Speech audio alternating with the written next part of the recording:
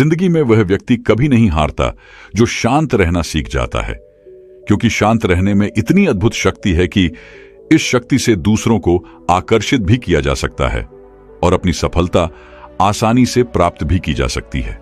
शांत रहने की ऊर्जा का रहस्य हम आज के इस वीडियो में एक कहानी के माध्यम से जानेंगे। तो चलिए उस कहानी की शुरुआत करते हैं। भारत के एक विचित्र गांव में दो जोड़े रहते थे जो एक दूसरे के प्रति अपनी अटूट प्रतिबद्धता और मौन रहने की असाधारण शक्ति के लिए दूर दूर तक जाने जाते थे। राज और प्रिया और अर्जुन और मीरा अपने समुदाय में प्रेम और सहयोग के प्रतीक थे। राज और प्रिया एक भी शब्द बोले बिना संवाद करने की अपनी क्षमता के लिए प्रसिद्ध थे। उन्होंने केवल सार्थक नजरों और सूक्ष्म इशारों के आदान प्रदान से एक दूसरे के विचारों को समझने की कला में महारत हासिल कर ली थी। उनका बंधन इतना गहरा था कि सबसे अशांत तूफान भी उनके अटूट रिश्ते को हिला नहीं सके। दूसरी ओर अर्जुन और मीरा के पास मौन का समान उपहार था। वे अनावश्यक शब्दों से माहौल भरने की जरूरत महसूस किए बिना एक दूसरे के साथ घंटों बैठ सकते थे। उनकी चुप्पी बहुत कुछ कहती है, प्यार, सम्मान और समझ को इस तरह व्यक्त करती है कि शब्द कभी मेल नहीं खा सकते। एक दिन एक आर्ष ने गांव का दौरा किया और इन दो उल्लेखनीय जोड़ों के बारे में सुनी गई कहानियों से आश्चर्यचकित हो गए। उन्होंने उनकी मौन रहने की शक्ति का परीक्षण करने का निर्णय लिया।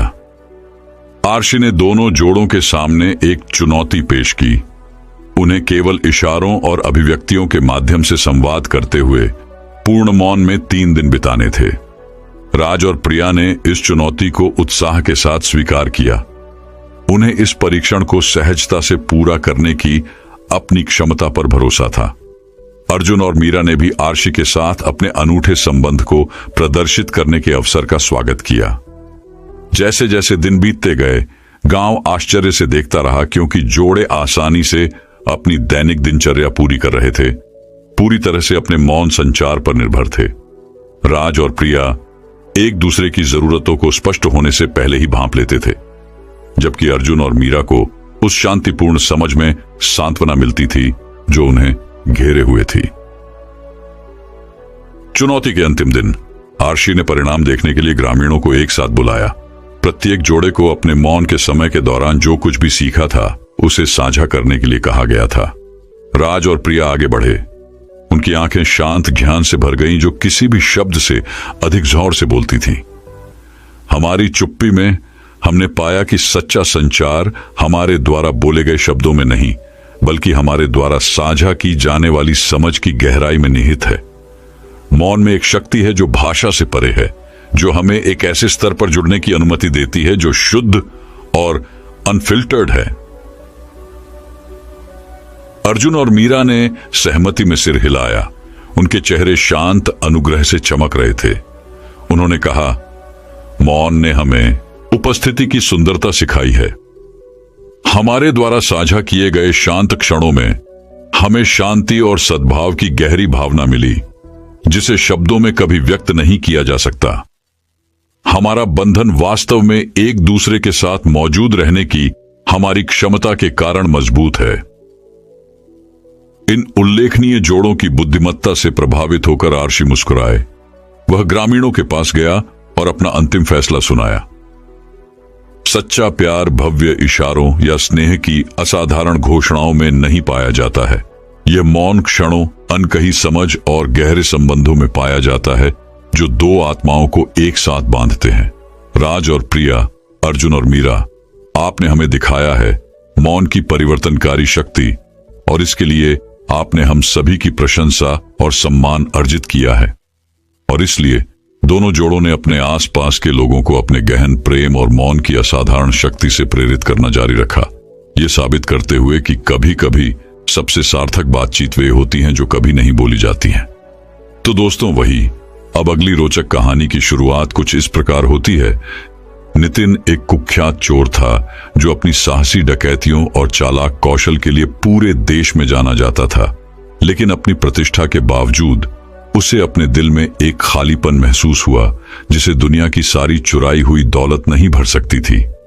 एक दिन जब वह एक सफल डकैती के बाद भाग रहा था, तो उसकी नजर पहाड़ों में बसे एक एकांत गांव पर पड़ी। उत्सुकतावश उसने गांव में जाकर खोजबीन करने का निर्णय लिया। गांव के मध्य में नितिन ने अनाया नाम की एक खूबसूरत महिला को देखा, जिससे शांति और शांति की आभा झलक रही थी। उसकी ऐसी उपस्थिति थी जो उसे अपनी ओर खींचती थी, और बिना जाने क्यों उसने स्वयं को उस पर मोहित पाया। अनाया ने नितिन की परेशानी को भांपते हुए उसे एक शांतिपूर्ण बरगद के पेड़ के नीचे अपने साथ बैठने के लिए आमंत्रित किया। जैसे ही वे मौन बैठे थे, नितिन ने ग्रामीणों को अपने दैनिक जीवन के बारे में जाते हुए देखा। उनके चेहरे संतुष्टि और खुशी से भरे हुए थे। अनाया ने नितिन की ओर मुड़कर कहा, मौन एक शक्तिशाली उपकरण है। यह हमें अपनी आंतरिक आवाज सुनने और हमारे आसपास की दुनिया से जुड़ने की अनुमति देता है। उसकी बातों से चकित होकर नितिन ने एक चोर के रूप में अपने जीवन और अपनी संपत्ति के बावजूद महसूस होने वाले खालीपन के बारे में खुलकर बात की। अनाया बिना निर्णय के सुनती रही। उसकी आंखों में करुणा और समझ झलक रही थी। फिर उन्होंने नितिन के साथ एक कहानी साझा की। एक हलचल भरे शहर में एक शक्तिशाली राजा रहता था, जो अपनी बुद्धि के लिए जाना जाता था। दूर दूर से लोग उससे सलाह लेते थे। एक दिन एक युवक राजा के पास आया और सच्ची शक्ति का रहस्य पूछा। राजा ने जवाब दिया, मौन। भ्रमित होकर युवक ने स्पष्टीकरण मांगा। राजा ने कहा, मौन में हम स्पष्टता पाते हैं। मौन में हम अपनी आत्मा की फुसफुसाहट सुनते हैं।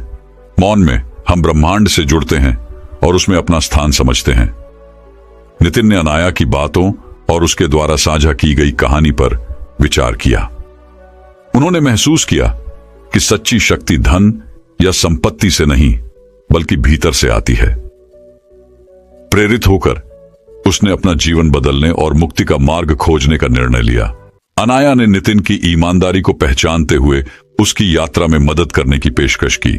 नितिन और अनाया ने मिलकर ग्रामीणों की मदद करने और समुदाय को वापस लौटाने का मिशन शुरू किया।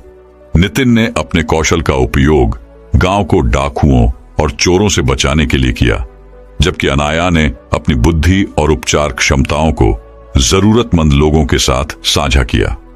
समय के साथ नितिन की प्रतिष्ठा एक चोर से एक अभिभावक के रूप में बदल गई और गांव उनकी देखरेख में फलने फूलने लगा। जैसे जैसे साल बीतते गए, नितिन और अनाया करीब आते गए। उनका रिश्ता हर गुजरते दिन के साथ गहरा होता गया। उन्होंने सीखा कि सच्ची शक्ति शब्दों या कार्यों में नहीं, बल्कि दयालु आत्माओं के बीच साझा किए गए मौन क्षणों में निहित है। और रात के सन्नाटे में उसी बरगद के पेड़ के नीचे, जहां से उनकी यात्रा शुरू हुई थी, नितिन और अनाया आनंदमय मौन में बैठे थे, सीखे गए सबक और एक दूसरे में मिले प्यार के लिए आभारी थे। कहानी का सार यह है कि सच्ची शक्ति मौन को अपनाने, अपनी आंतरिक आवाज सुनने और अपने आसपास की दुनिया से जुड़ने की क्षमता में निहित है। शांति के क्षणों में हम जीवन में आने वाली किसी भी बाधा को दूर करने के लिए स्पष्टता, ज्ञान और ताकत पाते हैं। नितिन और अनाया की कहानी मौन की परिवर्तनकारी शक्ति और इसे चाहने वालों के लिए मुक्ति की संभावना के प्रमाण के रूप में कार्य करती है। तो दोस्तों, वही अब अगली रोचक कहानी की शुरुआत कुछ इस प्रकार होती है। मौन की शक्ति। एक हलचल भरे भारतीय गांव के मध्य में आर्शी नाम के एक श्रद्धेय अर्षि रहते थे। आर्शी अपनी बुद्धिमत्ता, दयालुता और सबसे बढ़कर मौन की शक्ति पर अपनी महारत के लिए दूर दूर तक जाने जाते थे। जीवन के सभी क्षेत्रों से लोग उनका मार्गदर्शन चाहते थे, उनके ज्ञान के शब्दों को सुनने के लिए उत्सुक थे, जो हमेशा सही समय पर आते प्रतीत होते थे। एक दिन अर्जुन नाम का एक जिज्ञासु युवक आर्षि के पास आया। आर्षि, अर्जुन उत्सुकता से कहने लगा, मैंने मौन की शक्ति का उपयोग करने की आपकी क्षमता के बारे में सुना है, कृपया मुझे भी ऐसा करना सिखाएं। आर्षि उस युवक को देखकर गर्मजोशी से मुस्कुराए और उसे एक राजसी बरगद के पेड़ की छाया के नीचे अपने पास बैठने का इशारा किया। अर्जुन, ऋषि ने शुरू किया, मौन शब्दों की अनुपस्थिति नहीं है, बल्कि स्वयं के भीतर शांति की उपस्थिति है।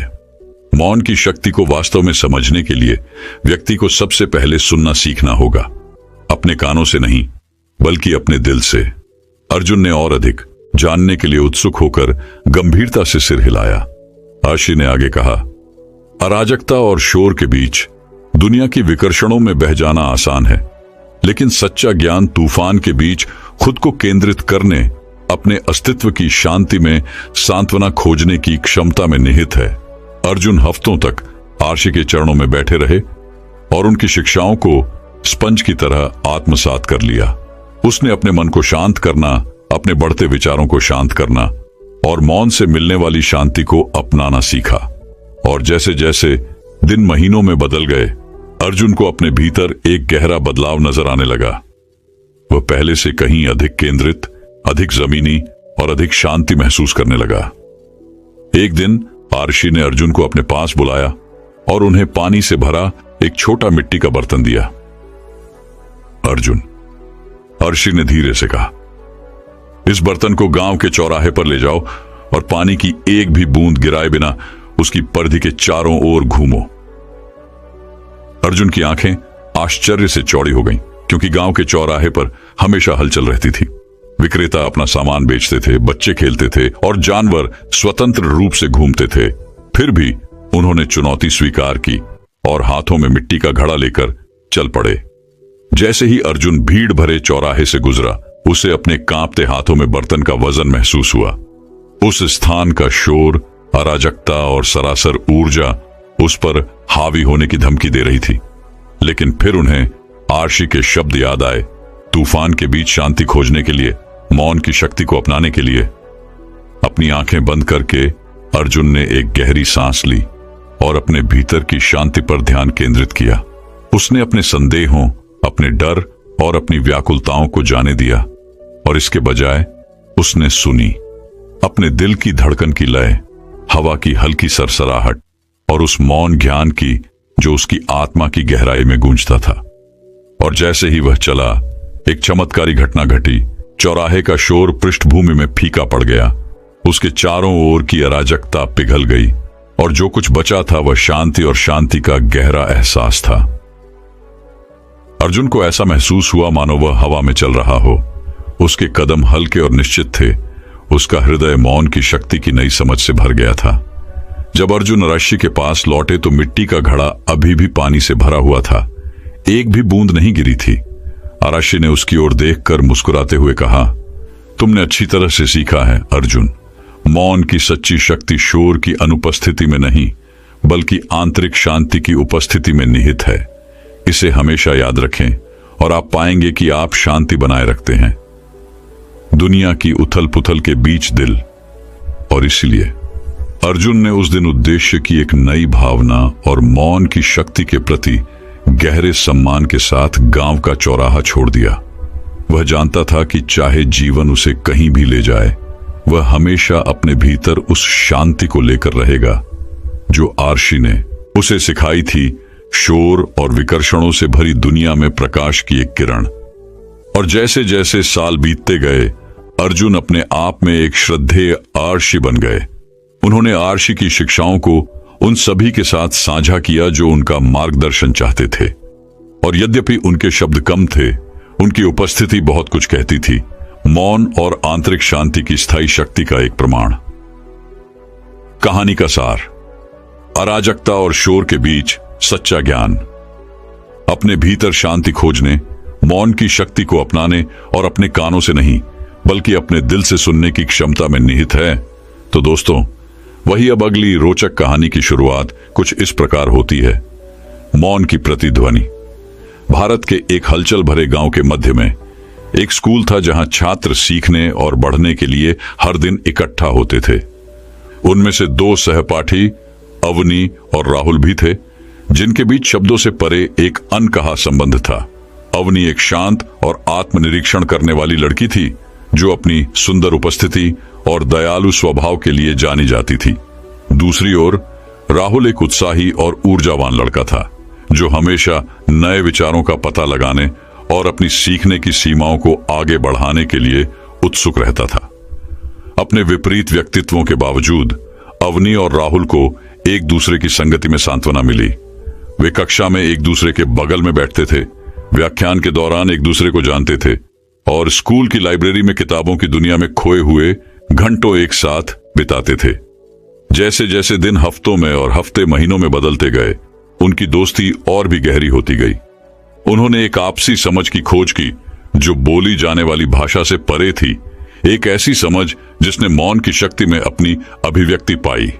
खुशी के क्षणों में वे बिना एक शब्द बोले एक साथ हंसते थे। दुहक के समय में वे एक दूसरे को साधारण स्पर्श या साझा नजर से सांत्वना देते थे। मौन के माध्यम से अवनी और राहुल ने एक गहरा संबंध पाया जिसे शब्द कभी नहीं पकड़ सकते। उनके सहपाठियों ने अवनी और राहुल के बीच विशेष बंधन को देखा और उनके बिना बोले बातचीत करने के तरीके पर आश्चर्य किया। कुछ ने इसे टेलीपैथी कहा, जबकि अन्य का मानना था कि यह सच्चे प्यार का जादू था। एक दिन एक गलतफहमी ने अवनी और राहुल को अलग करने की धमकी दी। स्कूल में एक अफवाह फैल गई जिससे दोस्तों के बीच दरार पैदा हो गई और उनके दिलों में संदेह के बीज बो दिए गए।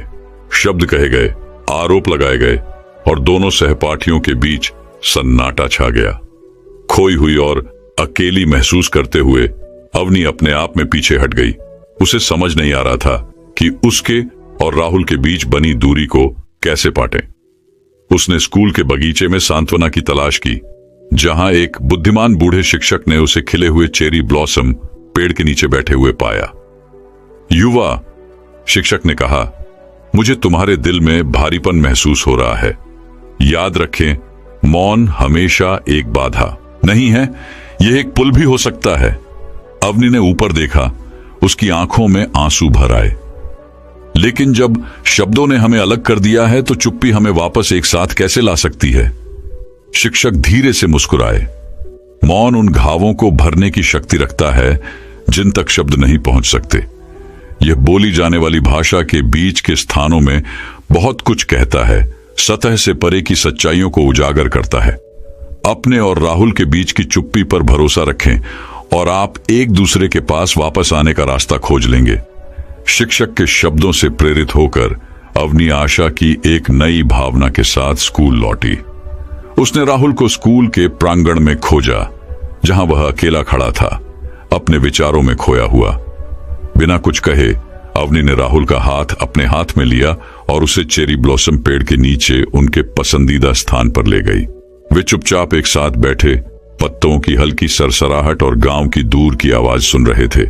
साझा मौन के उस क्षण में अवनी और राहुल को अपने संबंध की गहराई का एहसास हुआ। उन्हें एहसास हुआ कि शब्द चाहे कितने भी अच्छे इरादे वाले क्यों न हो, वे जो कुछ भी साझा करते हैं उसका सार कभी नहीं पकड़ सकते। शुद्ध अनकहा बंधन जो सभी बाधाओं को पार करता है। आंखों में आंसू और चेहरे पर मुस्कान के साथ अवनी और राहुल गले मिले और उन गलतफहमियों को दूर किया जिन्होंने उन्हें अलग कर दिया था। मौन की प्रतिध्वनि में उन्हें क्षमा, समझ और प्यार मिला जो शब्दों से कहीं अधिक जोर से बोलता था। जैसे ही वे हाथ में हाथ डाले स्कूल वापस गए, उनके सहपाठी इस परिवर्तन को देखकर आश्चर्यचकित रह गए। मौन की शक्ति ने अवनी और राहुल को वापस एक साथ ला दिया था, जिसने इस शाश्वत सत्य की पुष्टि की कि प्यार की कोई सीमा नहीं होती और यह दिल की भाषा में बोलता है। और इसलिए भारत के उस हलचल भरे गांव के बीच में अवनी और राहुल की कहानी एक किंवदंती बन गई। मौन, प्रेम की स्थायी शक्ति और एक साथ रहने वाली दो आत्माओं के बीच अटूट बंधन का एक प्रमाण। तो दोस्तों, वही अब अगली रोचक कहानी की शुरुआत कुछ इस प्रकार होती है। मुंबई के हलचल भरे शहर में गुरुराज नाम के एक प्रसिद्ध आध्यात्मिक शिक्षक रहते थे। वह अपने ज्ञान और मौन की शक्ति की शिक्षाओं के लिए दूर दूर तक जाने जाते थे। जीवन के विभिन्न क्षेत्रों से लोग मार्गदर्शन और ज्ञान प्राप्त करने के लिए उनके आश्रम में आते थे। गुरुराज का मानना था कि सच्ची ताकत और मन की स्पष्टता भीतर से आती है और मौन की शक्ति स्वयं को और अपने आसपास की दुनिया को समझने का प्रवेश द्वार है। वह अक्सर उस अपार शक्ति के बारे में बात करते थे जो मौन में सुनने, निरीक्षण करने और प्रतिबिंबित करने की क्षमता में निहित है। एक दिन अर्जुन नाम का एक युवक गुरुराज के पास जीवन और खुशी के बारे में अपने सवालों के जवाब मांगने आया। अर्जुन एक सफल उद्यमी थे, लेकिन अपनी भौतिक संपत्ति के बावजूद उन्हें खालीपन और असंतोष की भावना महसूस होती थी। वह बेचैन था और लगातार अपने भीतर के खालीपन को भरने के लिए ध्यान भटकाने की कोशिश कर रहा था। गुरुराज ने गर्मजोशी भरी मुस्कान के साथ अर्जुन का स्वागत किया और उन्हें आश्रम के शांतिपूर्ण वातावरण में बैठने के लिए आमंत्रित किया। कई दिनों तक अर्जुन ने मौन की शक्ति पर गुरुराज की शिक्षाओं को ध्यान से सुना। उन्होंने सीखा कि मौन केवल शोर की अनुपस्थिति नहीं है, बल्कि ब्रह्मांड के ज्ञान के लिए उपस्थित चौकस और खुले होने की स्थिति है। जैसे जैसे सप्ताह बीतते गए, अर्जुन ने गुरुराज के मार्गदर्शन में मौन की कला का अभ्यास करना शुरू कर दिया। उन्होंने आश्रम के शांत बगीचों में ध्यान करते हुए घंटों बिताए, अपने मन की बातचीत को शांत करना और अपने भीतर से जुड़ना सीखा। हर गुजरते दिन के साथ अर्जुन को अपने भीतर शांति और स्पष्टता की भावना बढ़ती हुई महसूस हुई। एक तूफानी रात में लुटेरों का एक समूह वहां रखी पवित्र कलाकृतियों को चुराने के इरादे से आश्रम में घुस आया। गुरुराज शांत रहे। उनकी आंखों में जानने की गहरी भावना चमक रही थी।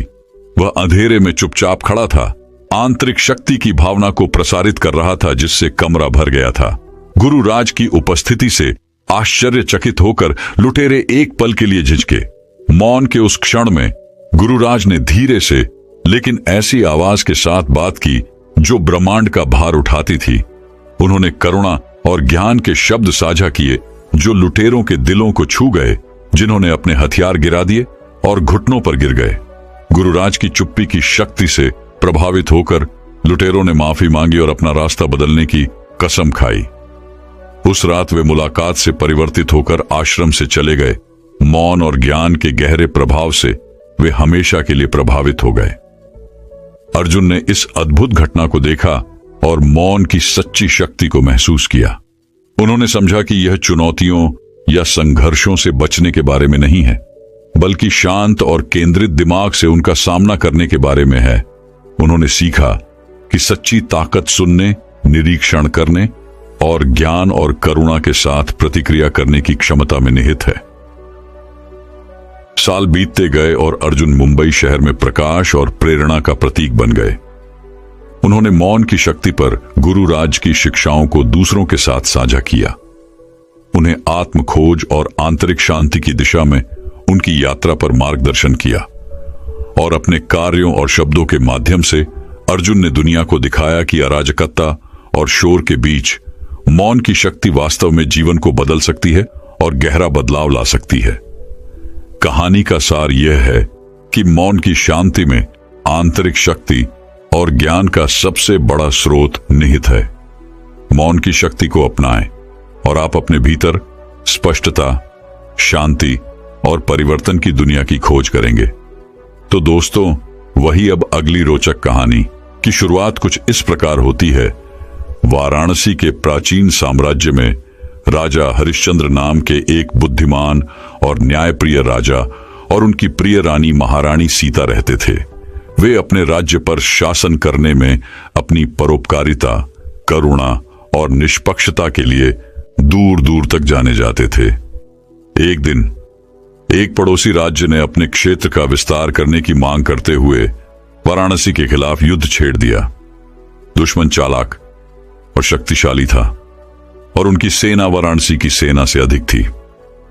राजा हरिश्चंद्र ने अपने मंत्रियों, सेनापतियों और सलाहकारों से परामर्श किया, लेकिन वे सभी ऐसे दुर्जय शत्रु के खिलाफ राज्य की रक्षा करने की योजना में विफल रहे।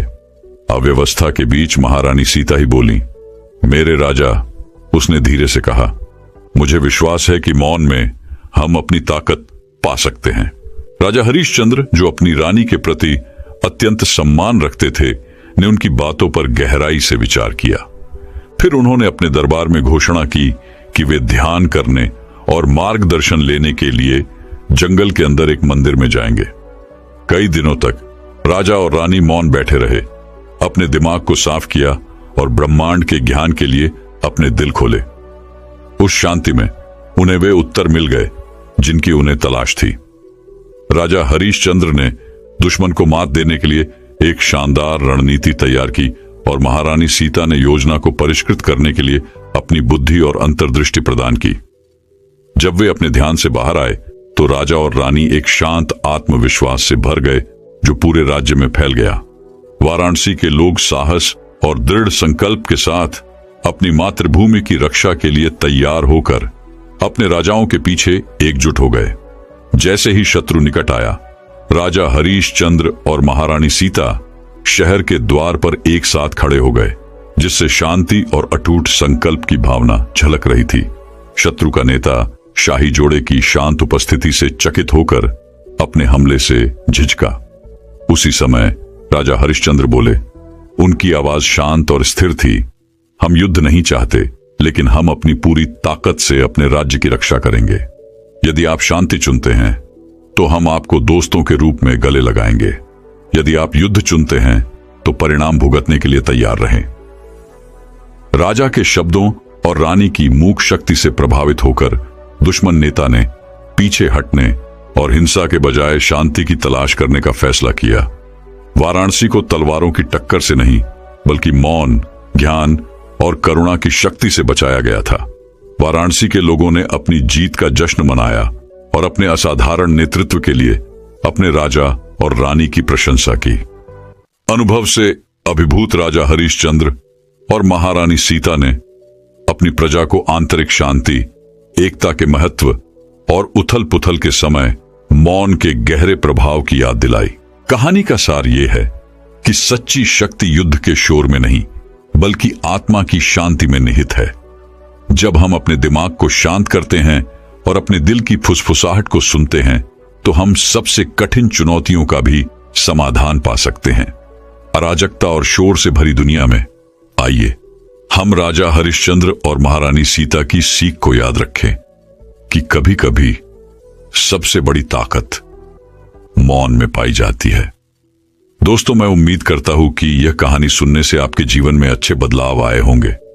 आपको इस वीडियो से क्या सीखने मिला, ये कमेंट करके जरूर बताइए और अपने परिवार, दोस्तों या आपके करीबी इंसान के साथ ये कहानी शेयर करके उन्हें भी इस ज्ञान से परिचित करवाए।